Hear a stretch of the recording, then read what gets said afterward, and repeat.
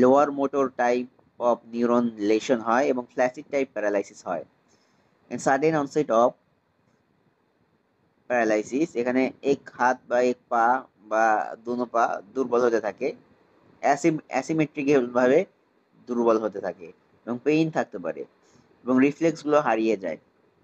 অ্যারিফ্লেক্সিয়া ও হাইপোরিফ্লেক্সিয়া হয়। সেন্সেশন সাধারণত থাকে, সেন্সরি সিগন্যাল ইনট্যাক্ট থাকবে বাট মোটর প্যারালাইসিস থাকে। It is flaccid type paralysis.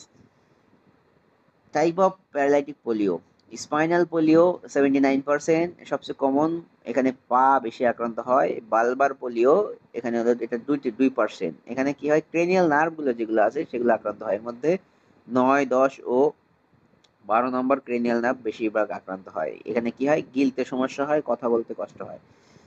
বালবো spinal polio 19%, এখানে স্পাইনাল প্লাস বালবার ইনভলভমেন্ট থাকে, মানে দুটি স্পাইনাল এবং বালবার সেগমেন্টকে অ্যাফেক্ট করে। এখানে রেসপিরেটরি মাসলটা প্যারালিসিস হয় এবং জীবন হানির আশঙ্কা থাকে এবং মৃত্যুর ঝুঁকি থাকে এই বালবো স্পাইনাল পোলিওতে।